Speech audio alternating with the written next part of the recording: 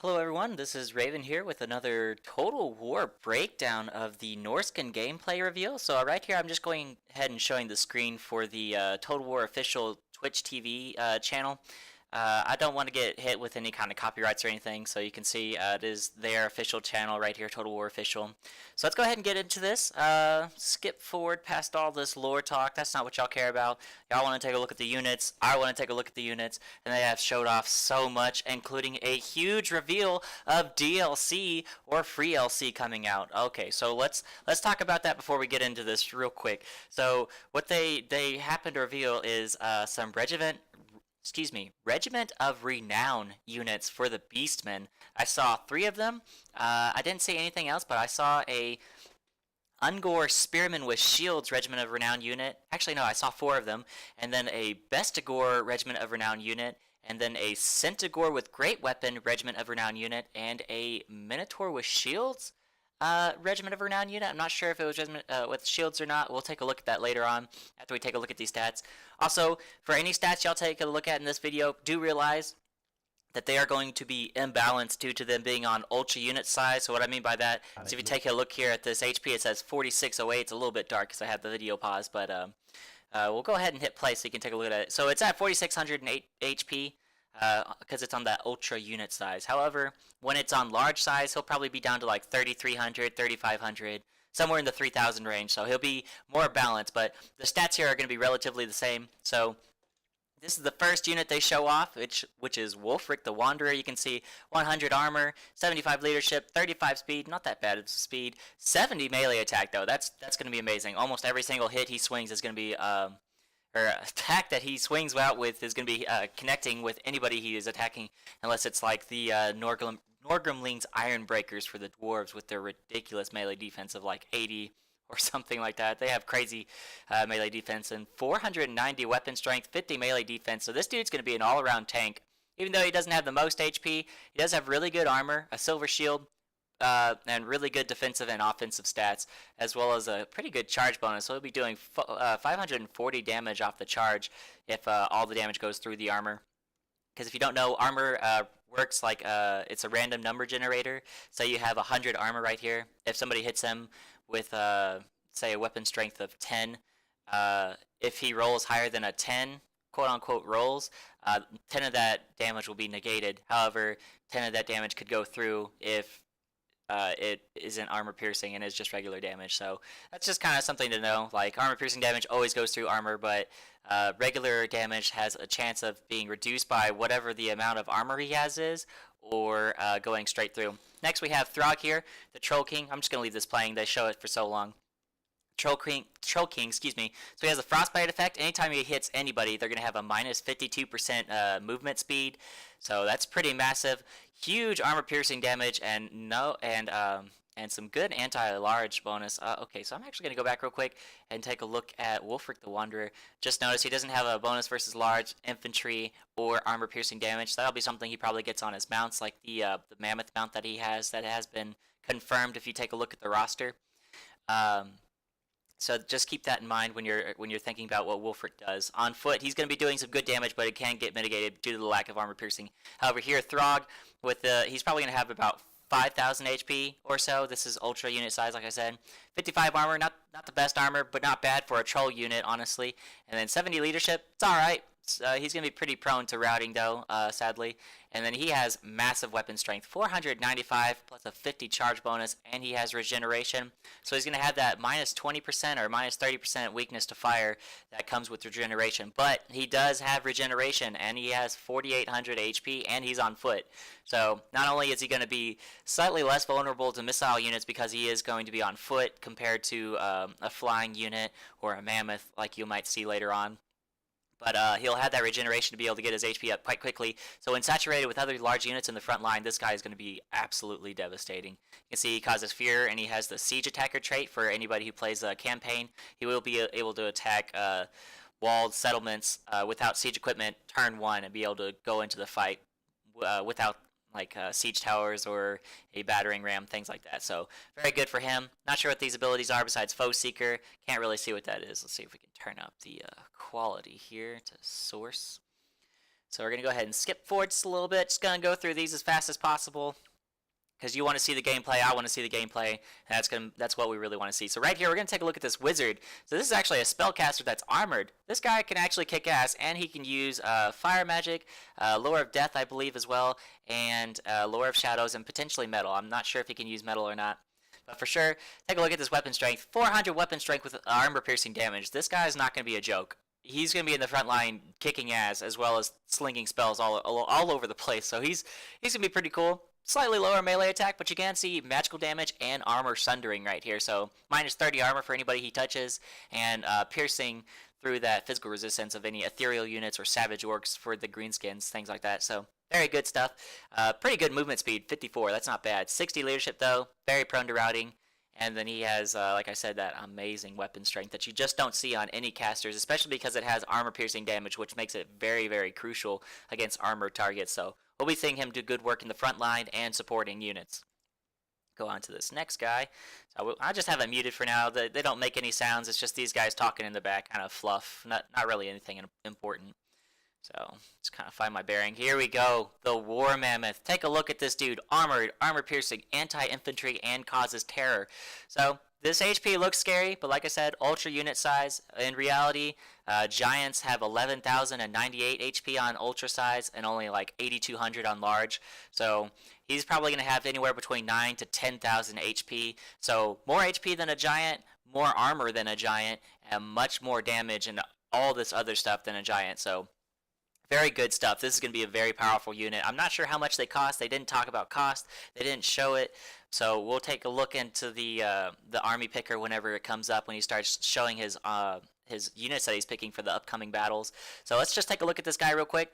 Missile damage of 35 with a bonus versus large. So he has javelin units on the top, and then he has a range of 90. So they're going to be doing some pretty good work with those range units on top against anybody nearby. And then he has 200 ammunition, so they're never going to run out. A charge bonus of 80 on top of 525 weapon strength. He'll be doing 605 damage off a charge if all the damage goes through. That is just so ridiculous. And that's not buffed by spells or anything like that. Remember that video I did of Carl Franz where I had, if I had buffed him up appropriately with the Lore of Fire and the Lore of Shadows for Occam's Spinerazor and the Flaming Sword of Ruin, he probably would have had like 800 weapon strength. This guy alone has 600 weapon strength unbuffed. Not to mention it's armor piercing, and it has a bonus versus infantry of who knows how much, 20, 30, or more. It's going to be devastating. This guy is going to be an absolute powerhouse. As well with that 70 armor, it's going to be doing really well with that extremely high HP. So this is going to be your shield for your entire army. The entire army is relatively lightly armored except for your champions, your Marauder champions, and your ice trolls have pretty good armor and regeneration. So this guy is going to be what you want in the front first, taking up cannon shots, artillery shots from anything, handgunner fire, throwing axes from dwarves, or initial melee charges. You want him in the front first. He's going to do amazing, and he's not going to die for a long time. Just like a giant, he's going to be able to pull through lines extremely well, and with that amazing charge bonus of 80, means he's going to be able to pierce through entire formations, no matter how thick they are. So that's going to be some really, really good stuff. Pretty decent combat stats, not the best, but honestly, with this huge splash damage, it's not going to matter how much melee attack he has. It's always going to connect with somebody somewhere. So that's what's important. Right here, the Frostworm, magical damage, and then I'm not quite sure. Oh, that's the Frostbite, so minus 52% movement speed. So keep in mind, minus 52% movement speed. If it were to be on him, he'd be at 40. He'd be just under 45, somewhere in that range. 70 armor, not going to have a lot of HP. He's going to be in the 3,000s, just low 3,000s, so very, very squishy unit, honestly. But the 70 armor tied in with that flying will keep it survivable compared to other units, and does cause terror and fear, as do most of the large units in this faction, and has a weakness to fire right here because it's a Frostworm. So right here, weakness to fire, just like the Treekin and Treemen of the Wood Elves. Over here, weapon strength 450 weapon strength with armor piercing damage, an amazing charge of 57, great movement speed, 90 movement speed. That's really good stuff. So that's what we're getting out of him. So he's going to be pretty good stuff. Just a reskin of the Chaos Dragon, but honestly, this guy looks badass. I don't really care for reskins that much. I would have liked to see a unique unit, but honestly, this unit looks badass on its own. So completely okay with CA doing that. They provided us so much more, as we'll get into it with the Regiment of Renown that's going to be coming alongside this DLC, hopefully. So I hate to capitalize on the mistakes of CA for accidentally showing the Regiment under Renown units like they did, but spoilers are spoilers. If you leak it, you leak it, and you didn't take down the video. So I'm in this, and it's gonna be on my channel first. So y'all guys are lucky if you're here first. You get to see this before anybody else if you didn't get to catch the live stream or anything else like that. So good for y'all. So take a look at this unit here, Skin Wolf. So 24 unit size, actually gonna be down to 18 on large, and probably about 4,000, 4,500 to like 5,500 HP, something like that. We'll see. In the 4,000 to low 5,000 range for HP. 15 armor, shitty armor. They have a physical resist though. They didn't specify how much. They do cause fear, and they do have regeneration. So weakness to fire here as well, but they do have frenzy, so they're going to get that 12% bonus to weapon strength and a better charge bonus, and I believe a leadership buff or immunity to psychology, I believe it was. So they'll be in the fight for a good long time, except for their low leadership though. When it drops under 30, they'll lose frenzy. So that is unfortunate. But with the regeneration and their really good speed right here of 75, they'll be in the fight for a while. So these guys do have the I believe that's hidden in the forest, so they can't hide, and they're going to be quite fast, and they have a bonus versus large. So we'll see how they do against cavalry. Honestly, with 15 armor and not that high of a physical resistance, compared to like wild riders and things like that who do dumpster other cavalry, these guys are going to be dumpstered, sadly, because they just don't have. They just need a little bit extra armor, because though they do have that good regeneration, if you don't micro these guys and pull them out of a fight against anything that's better than, say, Knights of the Realm, which you'll see here later, which I had said in the chat, is that Knights of the Realm will probably dumpster these dudes because they have that bonus versus large and just flat out really high damage versus unarmored targets like these guys, where Knights of the Realms do have good armor. So these guys are going to be kind of hard to use.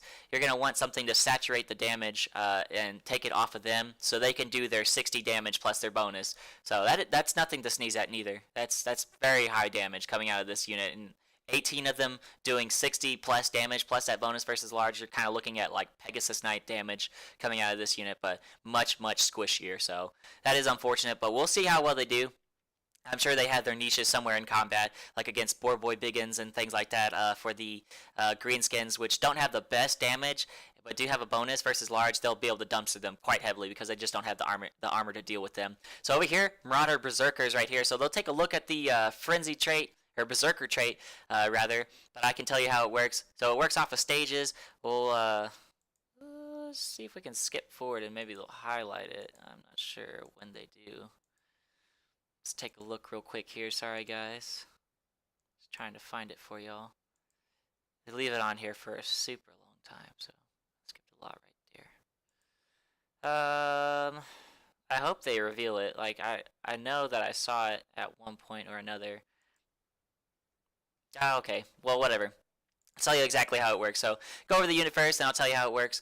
So 8,600 HP, probably going to be down to the 6,000 range with 75 or 60 unit models. One of the two, probably 75 with about 6,000 HP. So not the best armor and not the best melee defense. Very, very squishy unit, but they have extremely high melee potential.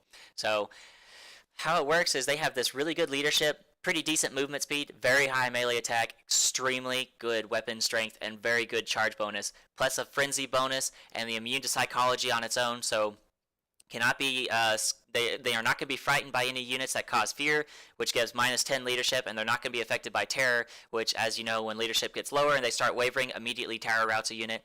And then they have this Berserker trait, which has 3 stages. Stage 1 gives them +16 leadership, putting them to 86 leadership. Stage 2 gives a physical resistance of 22% plus that 16 leadership, and then stage 3 provides a buff to melee attack of +16, so putting up to 56 melee attack, 86 leadership, and +22% physical resistance. So these guys, the longer they're in combat, the better they are. They're just like the black coaches, so after about a minute or so of being stuck into combat, they're going to be performing at their very peak. So keeping these guys healthy and on relatively low damage units at the beginning is what's going to put these guys to the next tier, because especially when they get that +16 bonus to melee attack, and then also the frenzy staying on if they keep their leadership high enough with this 52 weapon strength, they're going to be doing 60 to 70% damage pretty much.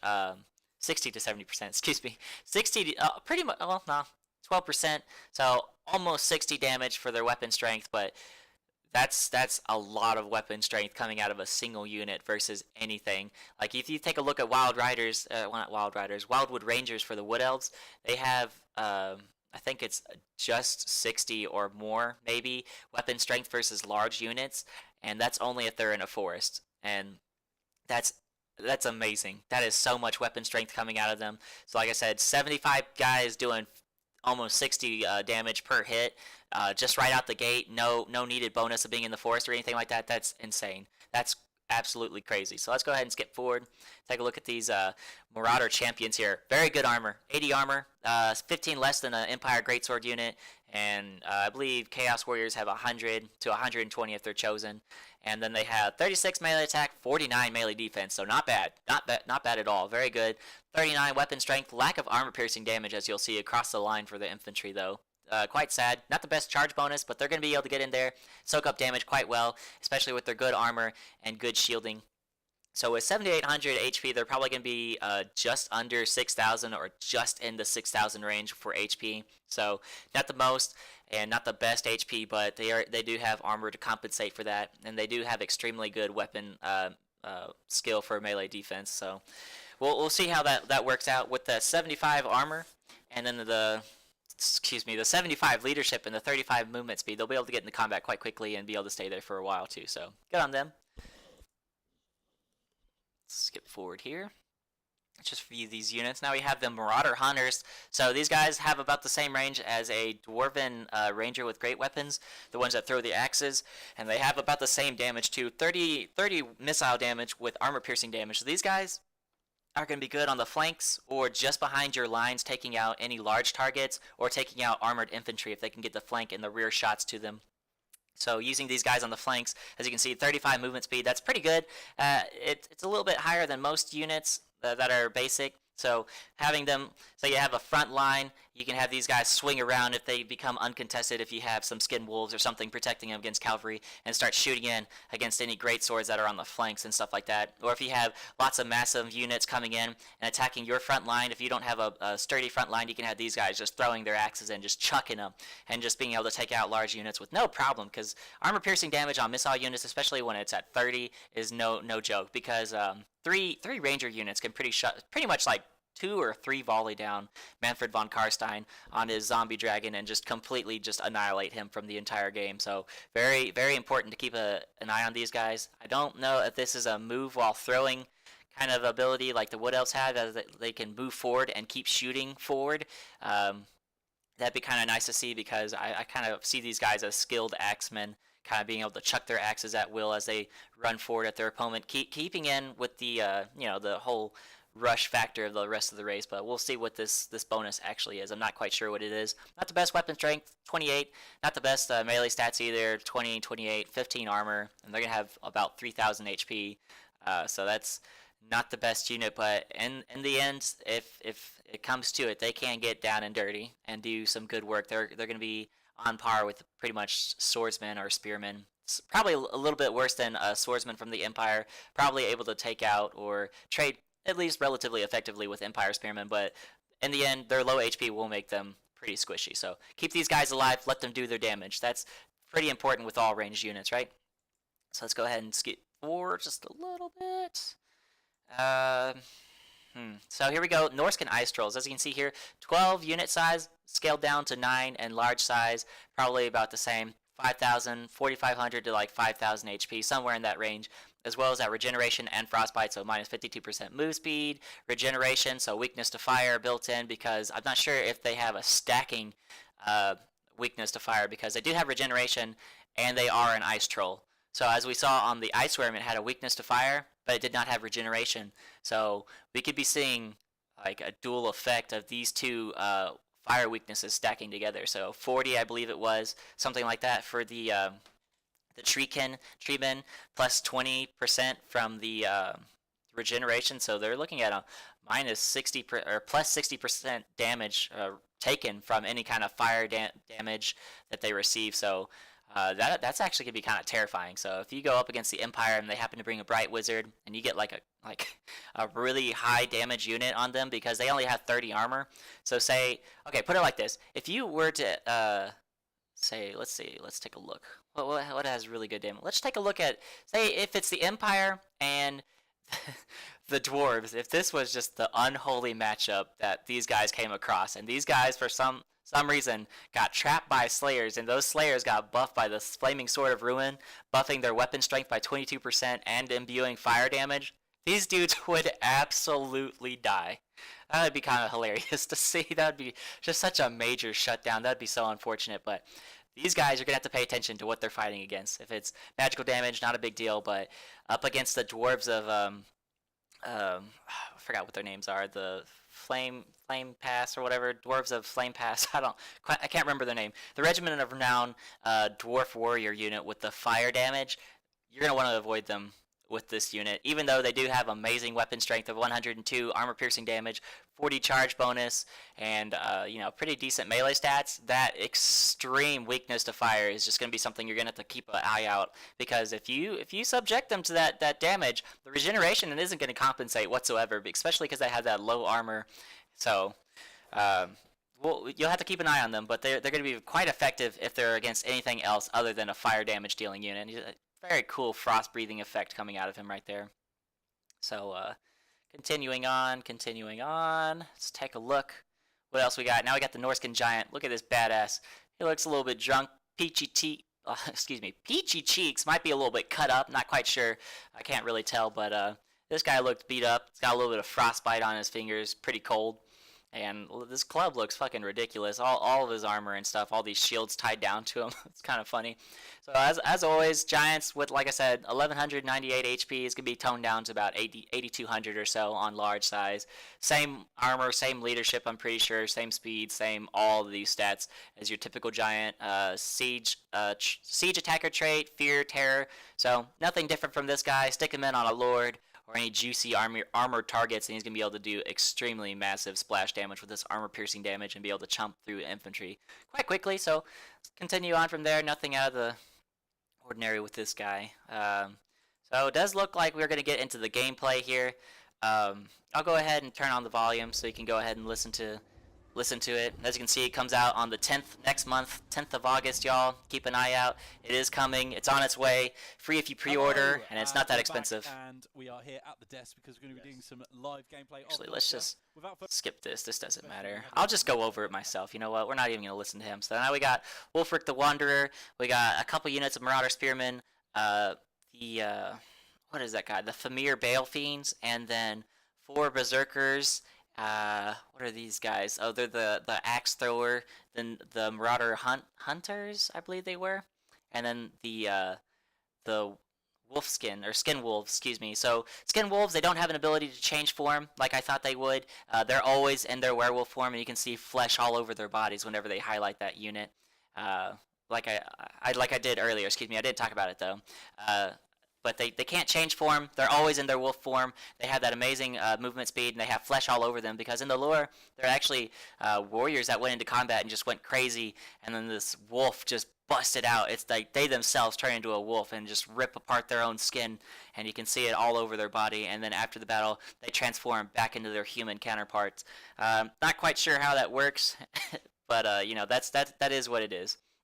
And you can see 2 Ice Troll units, a Frostworm, and 3 War Mammoths with they're not the feral kind, they're the ones with the fortresses on the top. So very good stuff right there. We'll go ahead and skip this. None of this really matters. This guy's got some purple hands, that single eye, and this weird tail. As you can see, the amazing stats, and he has the Lure of Shadows right here. So good stuff for him. Not sure what this ability is. I think it's called Out of the Mist ability.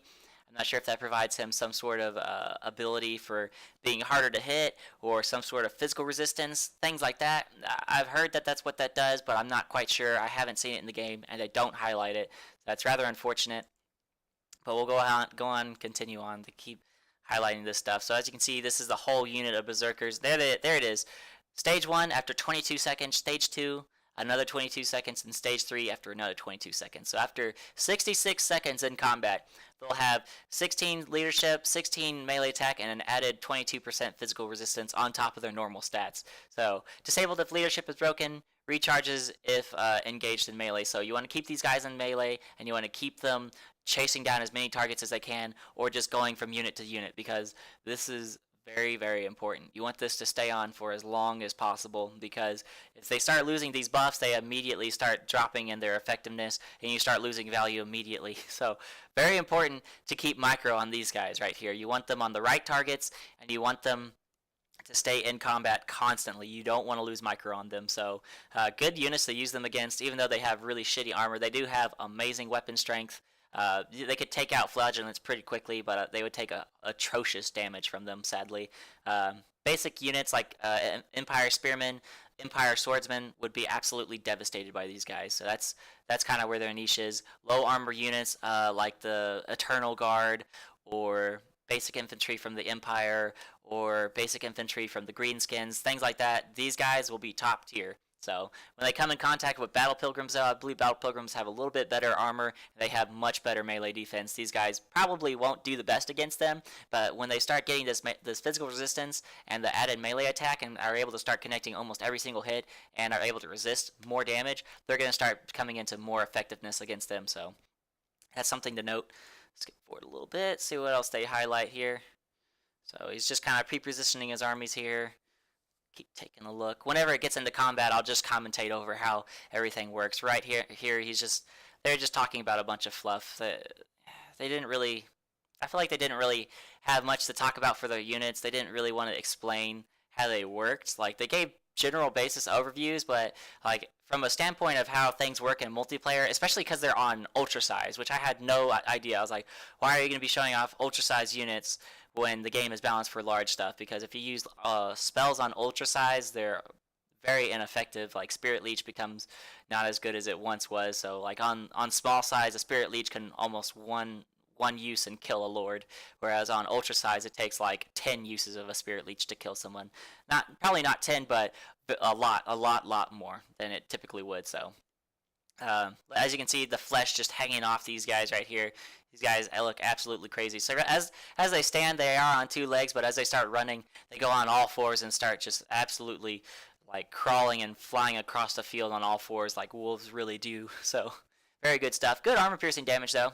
Not bad. 21 armor piercing damage and a 30 bonus versus large. Didn't catch this in the live stream the first time. 30 bonus versus large. They're going to be doing 90 damage to any kind of large unit. Holy shit, that's so much damage. Imagine this guy on a Wild Rider. They'd be absolutely devastated by the charge at first, but then if he can start saturating them with that wide line and be able to get the surround on a Wild Rider unit, they would absolutely shred them apart. There would be nothing that they could do. That'd be so crazy.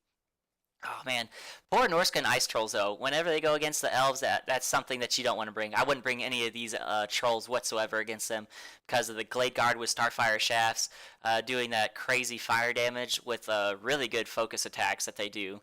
So they would be focused down quite hard, unfortunately. So as you can see, Frostbite lasts for 6 seconds after each strike, and it affects an entire unit. So if only one person gets hit, the entire unit suffers that minus 52% movement speed for an entire 6 seconds. So that's something to keep your eye on. Very important to keep tying in Frostbite with people like your Marauder Berserkers right here, because when they start trying to route, if they have Frostbite on them, these guys are going to be able to keep up no problem, be able to do amazing damage and keep getting charges off over and over and over and over, and keep that stage 1, stage 2, stage 3 of their Berserker trait building as they do amazing damage to routing units. So very important to tie in all these mechanics together. And he brought 3 War Mammoths here, so I'm not sure actually how much money he brought, because he brought a lot of monstrous units. He brought 2 Trolls, 3 Mammoths, a Dragon, 4 units of monstrous infantry. It just seems like a lot of stuff. So, I'm not quite sure what's going to happen with that. We'll see what's going on, but he's just talking about like how armored they are and how much health they have, and put these guys in the front and they'll take up damage, because as you can see, very low armor across the board. 15, 15, 15, 15, and then these guys have 55 or something like that. But these guys with their 70 armor, but their immense HP is what really makes them a tank, different from even a giant, because giants do get shut down pretty hard by missile units when they do get focused down. So that is rather unfortunate. Right here, a bonus versus large at 15, so that's not going to be bad either. Very good missile damage coming out of these guys if you get them into cavalry, especially with that massive weapon strength. So even Demigryph Knights coming in against these guys with their bonus versus large on their javelins and their extremely stupid high amount of armor-piercing damage coming out of this unit, they're going to be able to decimate Demigryph Knights even with halberds, no matter what kind of variety they are. Just kind of showing off the chunks there. So all this good stuff. I can't wait for this. Sorry, I hit the microphone there. I can't wait for this this race to come out in a couple weeks. It just seems like so far away, and I'm just like, please come out now. This is what I want. I can't wait to do a campaign with these guys for y'all. Try and be a bit more lively. I know when I play with my my buddy Rock, we're pretty quiet. We don't talk very much, but we just kind of enjoy the campaign and like just putting it up there and when we come across our interesting battles. So I'll try and show off their campaign mechanics as best as possible. I don't do bad in the campaign. I typically play on very hard, or if you just really want me to go easy on this, just so you can see how they work and see how they're typically supposed to play out, then I'll do that. It doesn't really matter to me. I'll play on whatever difficulty. But if I lose, if I'm on legendary or very hard, I'm sorry. I'll try and reload or something and fix whatever my last mistake was. That was the nail in the coffin, as it were. So as you can see, put these guys on the sides because they have that high speed and very high damage. So good flankers, very good flankers, but they are quite squishy. So it wouldn't be a bad thing to try and support them with a War Mammoth, because War Mammoths, though they are massive and have lots of armor and HP and all that kind of stuff, everything that a big unit should have, they're relatively fast. With a 56 movement speed, they outpace every single unit of infantry in the entire game and can almost catch up to the slowest of cavalry. So they can't quite catch up to slow cavalry, but if they were to be close enough that a charge were to go off, they might be able to just grace the edge of one with their movement speed bonus that charge bonuses provide. So that's something to keep an eye on as well. So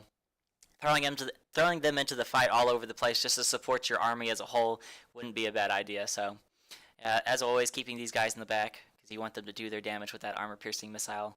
So as you can see here, though, the balance. Of course, I moved my mouse and it covers up the balance bar. So I'll keep it still for a second. If you take a look at the balance bar, it's slightly in the favor of the Norsca player right here. These two guys on their live stream. From CA, so he will 100% win this game unless he just completely messes up and routes one of his units on purpose by saying withdraw or something like that, making them leave the battlefield. I don't foresee him losing at all, and I don't think he does lose any of the matches he plays. I believe he plays Bretonia first, then the Beastmen, and then the Dwarves. So here we go. This is the Bretonian army. Bretonian army. He has 7 units of foot squires, quite a few battle pilgrims mixed in, and some peasant archers and some knights of the realm. So we're gonna see how knights of the realm do against these skin wolves, almost right off the gate. As soon as they get into the fight on that right flank, coming up the side, they're gonna engage the Knights of the Realm, and like I said, we're gonna see how they trade against cavalry immediately. So these guys do have 80 armor. That is something to remember. Premier wolves only have 15, but they do have a physical resistance. But with that 80 armor, like I said, how armor works is you roll for how much damage goes through that armor if it's not armor piercing. So it's very important that you have armor piercing damage, especially on armored cavalry, because if they just get those really lucky rolls and really good engagements against unarmored factions, and their units that are supposed to counter these large units like these skin wolves, it's going to be a very bad time. So you really need to take care of what you do. Some miss micro here on him, and he doesn't have any of his units grouped up, which is kind of unfortunate for him, but whatever.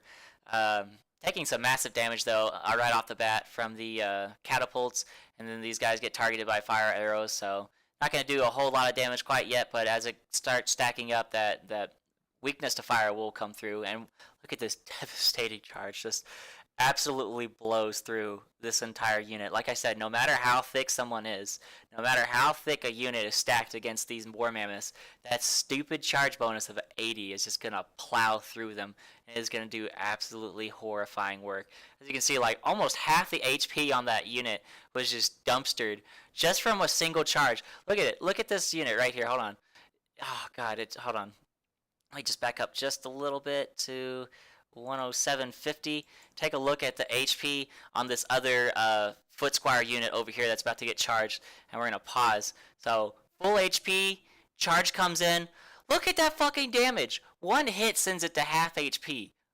Just one charge, and then it's just gonna swing in a couple more times, and you can see, look, it's already at like a fourth of its HP, and this unit's only been in combat for like 3 seconds. A fourth of its HP in 3 seconds. That's ridiculous. And he's gonna do that 3 times because he has 3 mammoths. That's 3 units gone in like 10 seconds of combat. But as you can see over there, the skin wolves did get dumpstered pretty hard.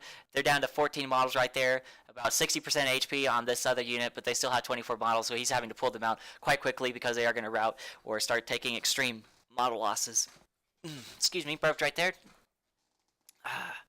But let's take a look at this. The army is engaging across the front here. They did take some initial shock damage from all that artillery fire.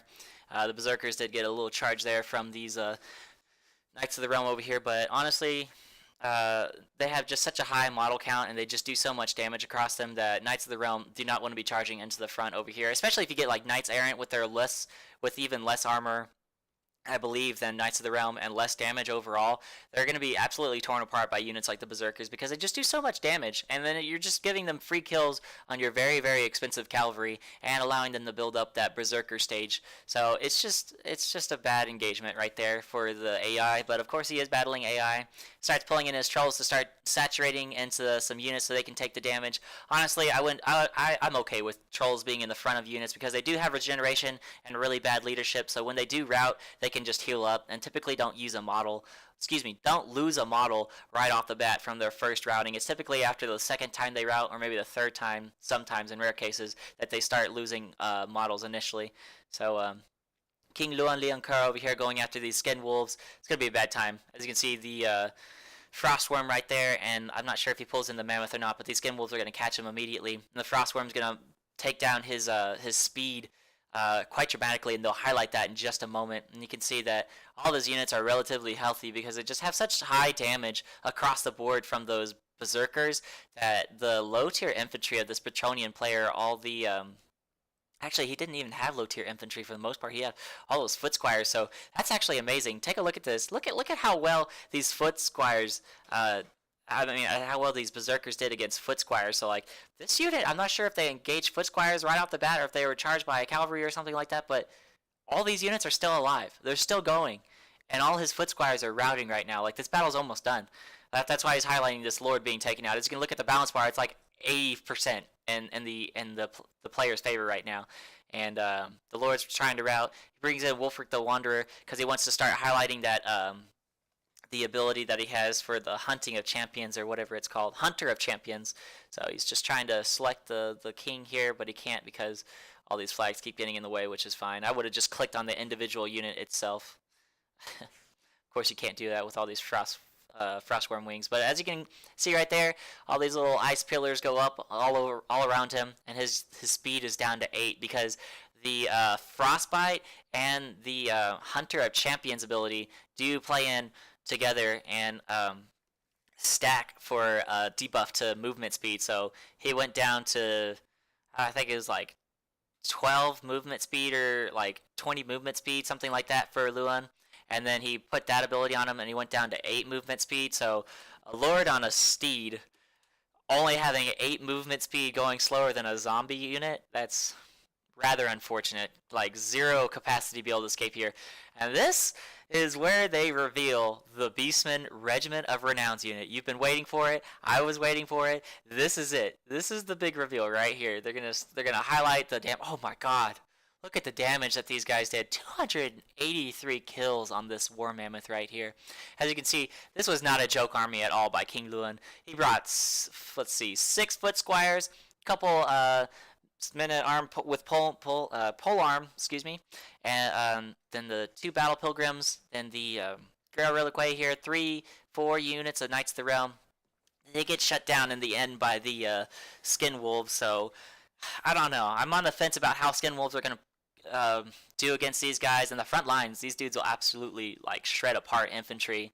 So like if you got them onto Battle Pilgrims, maybe even Pole Arms. Pole Arms do have the good melee defense, so do Battle Pilgrims, but these guys, with their extremely high weapon damage and good melee attack, would absolutely tear them apart. That'd be rather unfortunate, especially if you're able to get one around a Grelrilique. That'd be so unfortunate, just losing your Grelrilique right off the bat, because it has no way to defend itself, and it can't do enough damage to these guys, and they just rip it apart, just chewing through it so quickly. Just such savagery, but well, I'll do some testing. As soon as the game comes out, I'll do testing and start seeing how these units stack up against each other, because I want to know how each of these units perform in the meta of the current game and see how they perform against Bretonia or other Tier 1 factions, because so we'll go down the tier of the factions real quick. So Tier 1, definitely, I would say that the new Bretonia is in there from a few months ago when that update came out, is in Tier 1. The Greenskins, the Vampire Counts, the Empire, and... yeah, Bretonia is your Tier 1 factions. Tier 2 would be your Beastmen and your Wood Elves. Wood Elves could definitely squeak into Tier 1 if they're played correctly, because they're such a menace to deal with when they're that kiting faction. And your Tier 3 is definitely the Dwarves and your Chaos. Chaos just gets countered so hard sometimes by Vampire Counts or other factions that are able to heal where they cannot.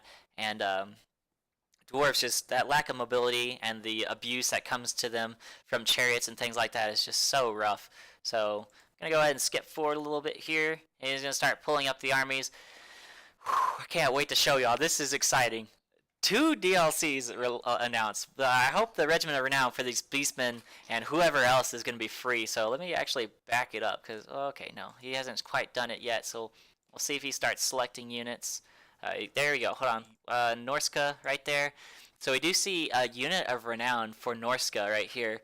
This Berserker unit with 950 looks like they're more heavily armored, and a basic Marauder infantry unit right here that is costs a little 200 more.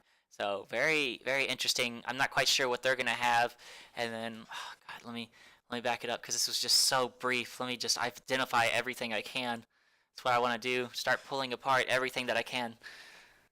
So nothing out of the norm. Then it's like boom, Norsca unit. It looks like a Famir something. I'm not sure. Maybe it's a Skin Wolf unit right there in the middle.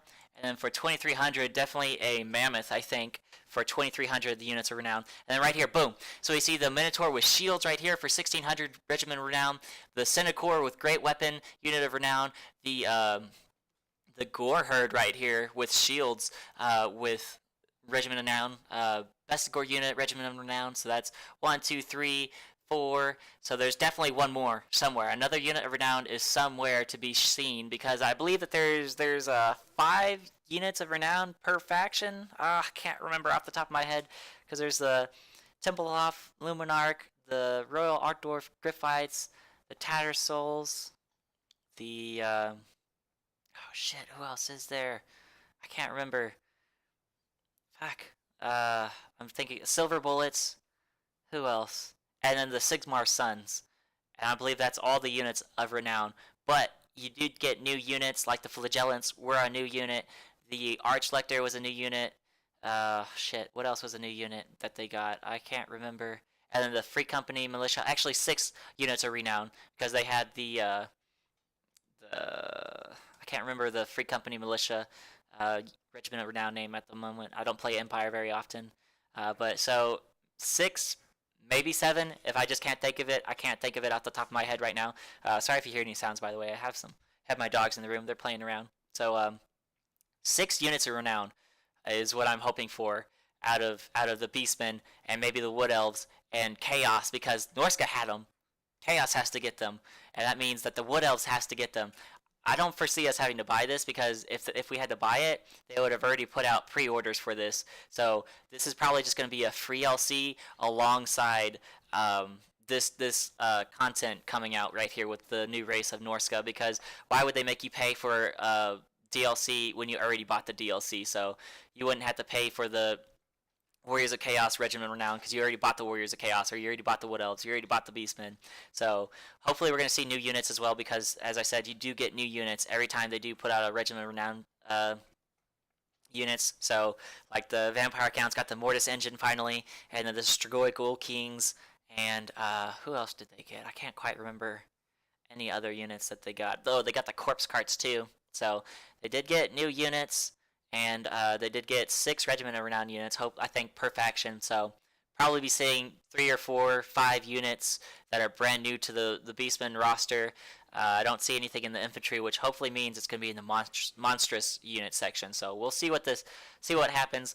Right off the top of the bat, though, I can't see any difference between these 2 units besides kind of like a green palette to these kind of palette, excuse me, to this unit card right here. So maybe armor sundering or poison damage on this Bestigor unit right here. And for this unit right here, I'm kind of seeing like a red around it. Maybe it's kind of like for Papa Nurgle over here, Zinch or Slanesh on these Centigores, whereas these guys are more for Khorne, do more damage or have something like that. So maybe that's what we'll be seeing, more like God-dedicated units, since we are getting another faction based off of Chaos, and we're going to be seeing elements that tie into things like that in the campaign, dedicating themselves to different gods. So right here, he does realize his mistake. The chat absolutely blew up. It just exploded, and I can't see anything different in the cavalry right here and chariots right off the bat. So I don't know where he got those Regiment of Renown units from. I don't know. I can't tell you. I thought they were right there for the cavalry and stuff like that, but it didn't show them. So we'll figure it out. It'll come out in a couple weeks. But Regiment of Renown unit leak. That's that. There it is. There it is, guys. That was it.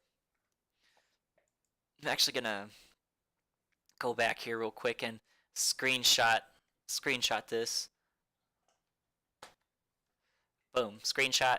So just gonna make sure that I have that for y'all as the title and the thumbnail, so y'all can see Regiment of Renown is coming for the Beastmen, and hopefully for everybody else. So I'm gonna get into this game. He uses the same army, and yeah, he has 99,999 gold. So obviously he's in no problem as far as what units he wants to bring. He's just trying to bring cool stuff to the field, be able to show it off. So obviously these war mammoths, you're probably not going to be able to bring 3 of them with all this stuff, because that would just be, I foresee this being an extremely high cost, kind of like bringing a giant. So maybe 2,000 gold like an Arachnarok spider, and then 2,300 for the unit of Renown. We'll see how it works. Very excited to see this race overall, though. Now he's going to be playing against the Beastmen.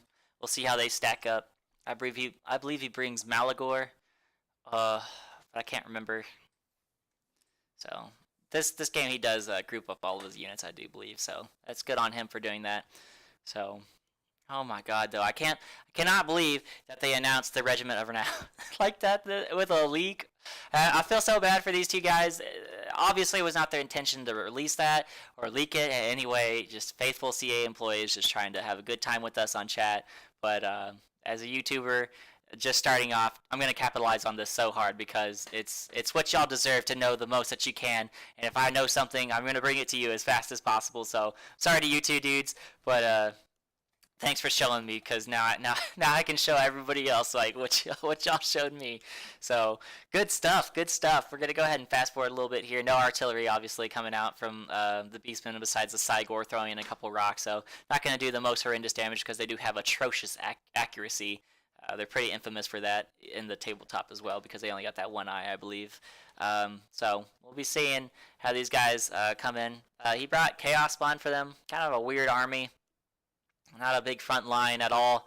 Like 3 or 4 units of infantry, and then the rest is just all monsters and stuff like that. But they're going to get torn apart pretty bad by these war mammoths, because war mammoths are going to do really good. As you can see, this giant already taking massive damage. And then this war mammoth is starting to take on pretty good HP damage as well from these guys. But saturated with those ice trolls and their heavy AP, they're going to start working down all these units quite heavily. But as you can see, all of these units were just piled onto this war mammoth here in the center. And it's just able to pull through the lines if it wanted to. Honestly, it could just kind of pull through any of the monstrous units, or pulled back behind the infantry after they engaged and came back in for another absolutely brutal charge. So that would have been something crazy. Once again, sorry for the dogs. They're chewing on some bones, just trying to keep them quiet and chill.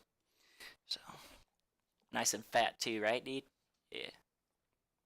So as you can see, armor-piercing axes being thrown in, just absolutely chunking down the HP of these Chaos Spawn here with their shitty armor and really high weapon damage and stuff like that. Good units just to put in against any faction that don't have really good missile presence. So against vampire counts, if they didn't bring a very heavily armored front line, like if they brought skeletons or something like that, they would absolutely just tear apart that front line.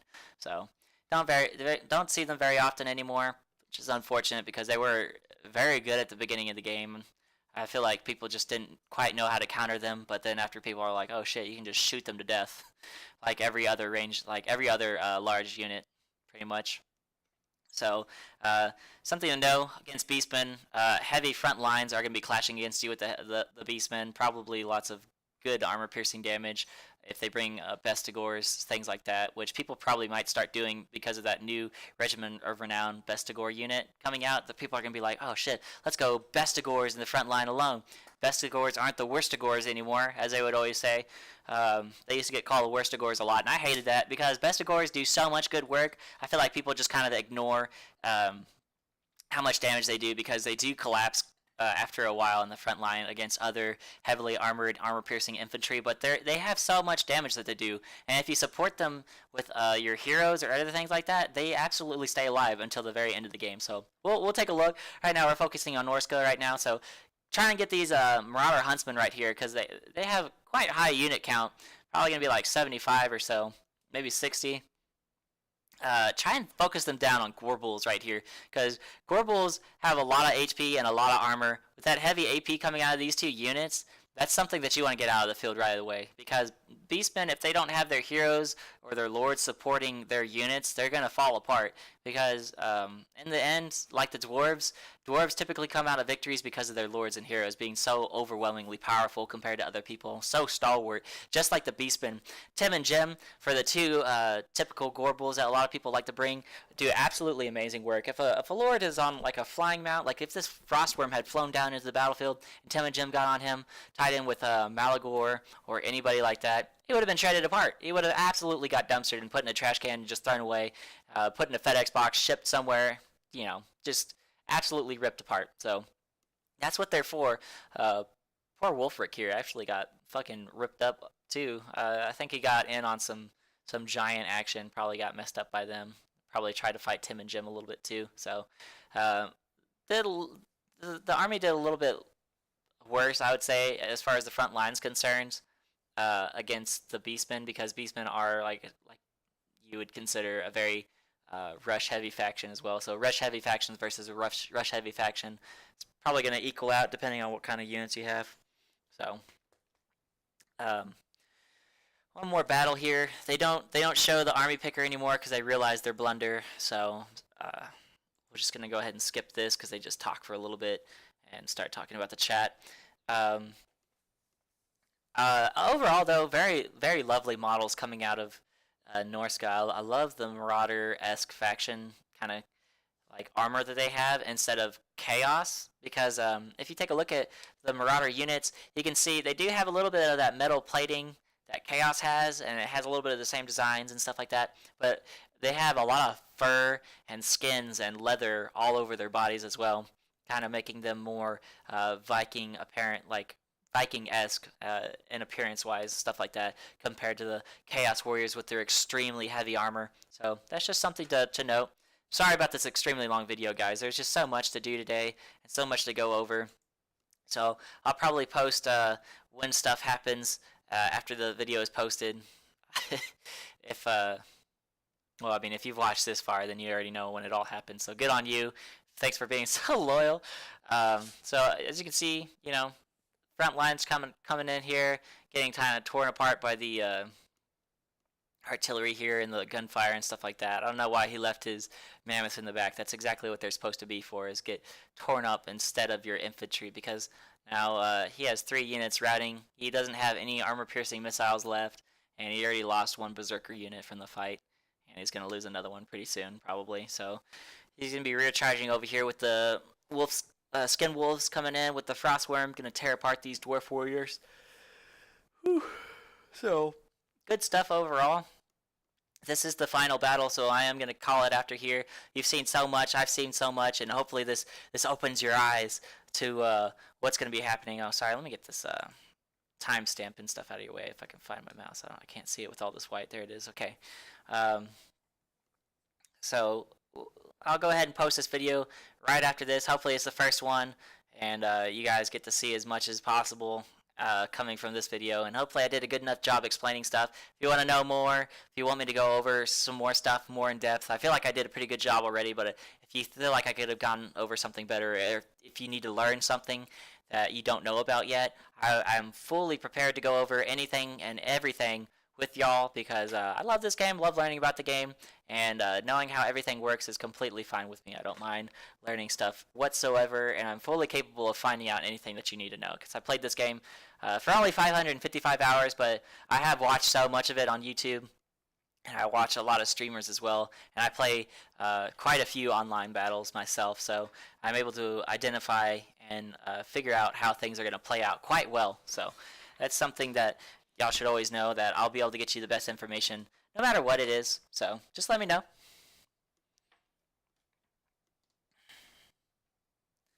Just go ahead and turn this on, let them finish their commentary, I guess. We'll just listen to them for a moment. He can go toe to toe with quite a few of the troops. He's not going to be squishy. He's not going to run away, like the shaman. They're just talking about the spellcaster there being able to be good in the front line.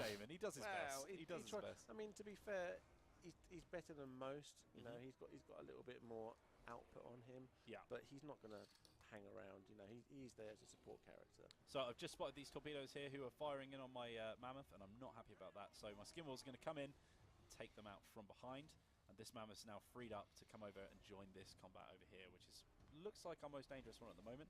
But we're also looking like we might be okay. One thing about might be okay.